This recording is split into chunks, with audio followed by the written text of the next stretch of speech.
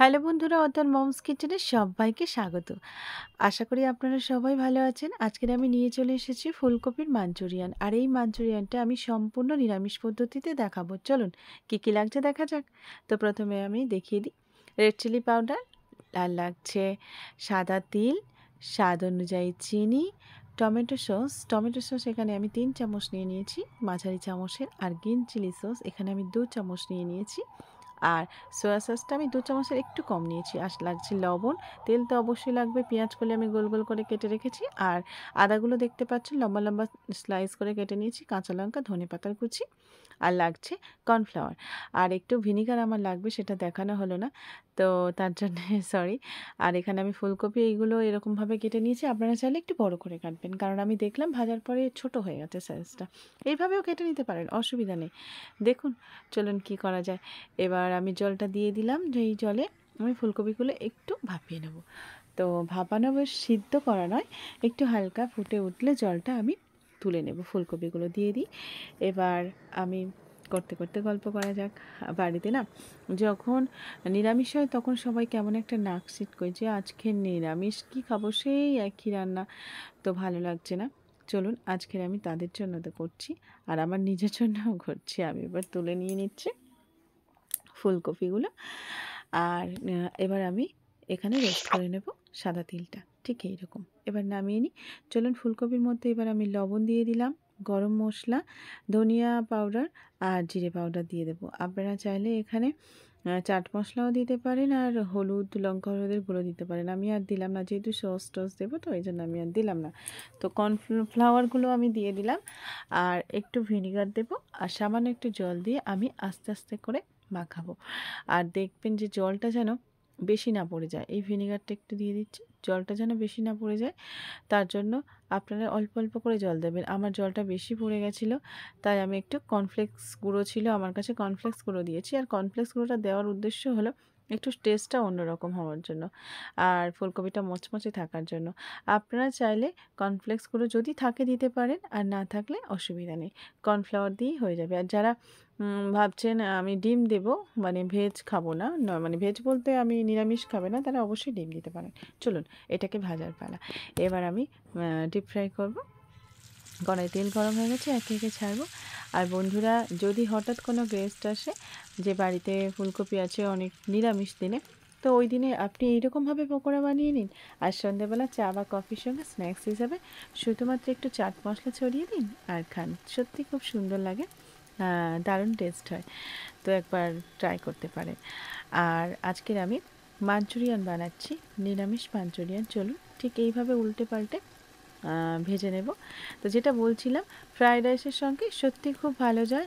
আর যদি ভেজ, মানে নিরামিষের দিনের জন্য বলছি স্পেশালি, যদি ভেজ চাউমিনের সঙ্গেও ফুল মানে মাঞ্চুরিয়ানটা সত্যি খুব ভালো যায়।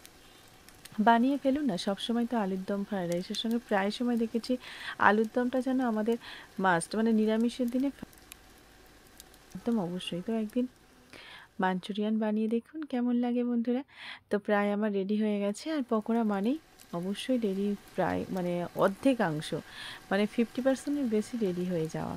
তো আবার আমি যেগুলো অবশিষ্ট ছিল সেগুলো ভেজে নেব লাল লাল করে বন্ধুরা। আর ভিডিওটা ভালো লাগলে অবশ্যই একটা লাইক আর চ্যানেলটা সাবস্ক্রাইব করে দেবেন। আর পাশে থাকা বেল আইকনটি অবশ্যই প্রেস করে রাখবেন কিন্তু, কারণ নতুন কোনো ভিডিও আপলোড দিলে সবার আগে আপনার কাছে নোটিফিকেশান যাবে। তো চলুন এবার আমি একটা পেস্ট বলতে যে এগুলো ছিল সসগুলো, সেগুলো মিক্সড করে নেব। মিক্সিং বলে আমি একটু জল আর ভিনিগার নিয়ে নিয়েছি, তার সঙ্গে দিয়ে দিলাম soya sauce, green chilli sauce আর টমেটো সস। এটাকে দিয়ে আমি মিক্স করে নেব। মানে এটাই কি বলবো, এটাই হচ্ছে লাস্ট মানে কাজ। তারপরে এবার শুধু কড়াইয়ে বেশিক্ষণ টাইম লাগবে না এটা মিক্স করার পরে, খুব জোর হলে 3 থেকে 4 মিনিট টাইম লাগবে। চলুন মিক্স করে নিই। আর ওদিকে কড়াই যে তেলটা ছিল, আমি ডিপ ফ্রাইয়ের জন্য একটু জল দিয়ে দিচ্ছি। কেমন, জলটা একটু কম হয়ে গেছিলো, তাই একটু জল দিয়ে দিলাম।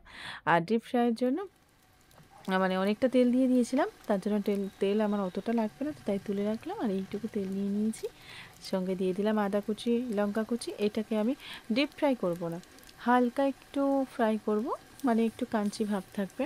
চলুন আমার প্রায় কমপ্লিট, আর ভাজবো না। এর মধ্যে আমি সসের যে মিক্স করে রেখেছিলাম সেটা দিয়ে দেবো জল দিয়ে। চলো এবার আমি এটাকে দিয়ে দিলাম, দিয়ে আমার না প্রায় হয়ে এসছে। হ্যাঁ মানে 80% হয়ে এসছে, মানে একদম কম সময় লাগে বন্ধুরা, দেখতে তো অবশ্যই পাচ্ছেন। শুধুমাত্র মানে জোগাড় করে রাখলে বেশি সময় লাগে না। তো এরপরে আমি ফুলকপির পকোড়াগুলো দিয়ে দিচ্ছি, দিয়ে আবার এটাকে একটু মিক্স করে নিচ্ছি।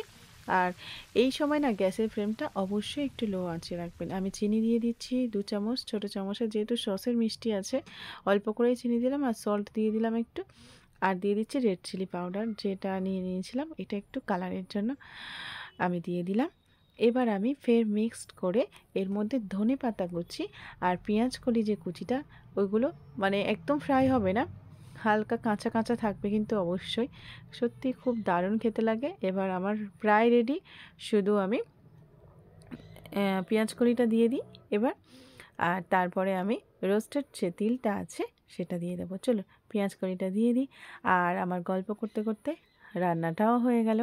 অবশ্যই কিন্তু বানিয়ে দেখবেন, আর কেমন লাগলো অবশ্যই কমেন্টে জানাবেন প্লিজ। আর আমার যদি কোনো ভুল বা কিছু হয়ে থাকে অবশ্যই কমেন্ট করে, বন্ধু যেহেতু, বন্ধু হলে বন্ধুর পাশে দাঁড়াতে হয়, তো অবশ্যই জানাবেন কেমন। আমি এবার সার্ভ করে দেবো, যেহেতু আমি নতুন চ্যানেল খুলেছি অনেক ভুল হতে পারে, তো বন্ধুরা অবশ্যই আমাকে কমেন্ট করে জানাবেন কোনটা ভালো হচ্ছে কোনটা ভালো হচ্ছে না, তবেই না আমি শিখবো। তো আমি তেলগুলো দিয়ে দিলাম, এবার আমি নামিয়ে নেব, দিয়ে সার্ভ করে দেব। চলুন বন্ধুরা, বাই বাই, আজকের মতো এখানে। ভালো থাকবেন, সুস্থ থাকবেন।